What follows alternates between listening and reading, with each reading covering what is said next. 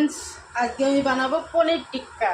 একটা দেখো বাউল নিয়ে নিছি, আর এতে লাগবে সরষের তেল। এটা গরম করে নিয়ে আসবো এখন একটু পরে। আর পনির টিক্কা বানাতে কি লাগবে, এক বাটি দই। দইটাকে আমি একটু ফাটিয়ে নেব। আর লাগবে এক বাটি বেসন।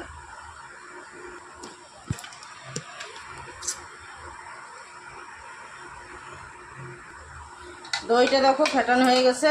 এবার আমি এক বাটি বেসন দিয়ে দেব। এখন আমি নুন দেবো আধা চামচ, আদা রসুন বাটা দেবো আধা চামচ, আর ধনে পাউডার দেবো আধা চামচ, আর এটা হলো কাশ্মীরি লাল মির্চি, এটা অল্প দেবো। কাশ্মীরি লাল লঙ্কা আধা চামচ, আর এটা হচ্ছে এই যে মশলাটা আধা চামচ। এটা দিয়ে আমি এখন মিক্স করব। এবার সরষের তেল আমি গরম করে নিয়ে এসেছি।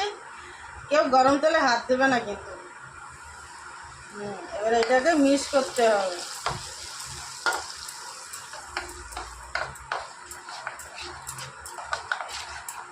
এরকম সব মশলা দিয়ে মিক্স করতে হবে। আমার সব মশলা মিশ্রণ হয়ে গেছে। এবার দেবো আমি কাশ্মীরি মরিচ। এরকম এটাকে একটু হাতে ডলে নিয়ে এটাকে এরকম দিতে হবে। আর লঙ্কা আমি এবারে তেজপাতা অল্প একটু দিচ্ছি, যে যেরকম লঙ্কা খাওয়া সেই সেরকমই দেবো আর কি। এবার আমি দেবো পেঁয়াজ আর শিমলা মির্চ, এভাবে কেটে নিয়েছি। এটার সাথে মিলাতে হবে। এবার আমি পনির দেবো। এটা হলো পনির টিক্কা। দেখো পনিরটা এইভাবে কেটে নিয়ে আসছে। পনিরটা হাতে মিলানো লাগবে, মানে পনির নরম না, হাতে না মিলালে পনিরটা ভেঙে যায়। মিলাইয়ে ফ্রিজে 1 ঘন্টা রেখে দেবো। এটা সব মশলা মাখানো হয়ে গেছে। এখন আমি 1 ঘন্টা ঢেকে রেখে দেবো, তারপরে যেয়ে বানাবো পনির টিক্কা। টেস্টি টেস্টি খাওয়া। এই দেখো এই স্টিকে আমি আলুটা ঢুকিয়েছি। এবার আমি পনির আর শিমলা মির্চ এইভাবে দেবো। এটা আমি পেঁয়াজ, এটা আমি পেঁয়াজ দিচ্ছি। তারপরে এটা যে পনির, তারপরে শিমলা মির্চ, এইভাবেই আমি সব করে দেবো। গ্যাস জ্বালিয়ে দিয়েছি।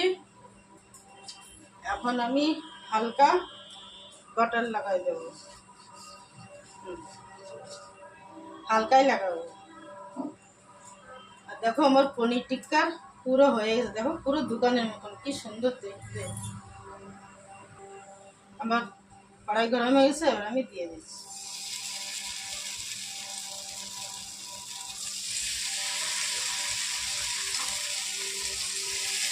আর তাড়াতাড়ি হয়ে যাবে এখন। এই দেখো আমার পনির টিক্কা পুরো হয়েছে। দেখো কত সুন্দর কালার হয়েছে, পুরো দোকানের মতন। ইউটিউবে দেখলে লাইক করো, ফলো করো, শেয়ার করো, সাবস্ক্রাইব করো।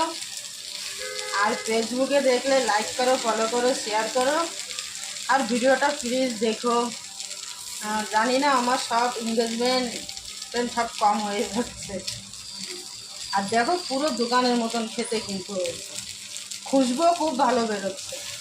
তোমরা ঘরে এইভাবে বানিয়ে খেয়ে দেখো, সেন্ট বেরোচ্ছে, খুব সেন্ট। পুরো হয়ে গেছে। তাই ইউটিউবে দেখলে তাহলে সাবস্ক্রাইব ফলো করো, আর ফেসবুকে দেখলে ফলো করো, শেয়ার করো। বাই।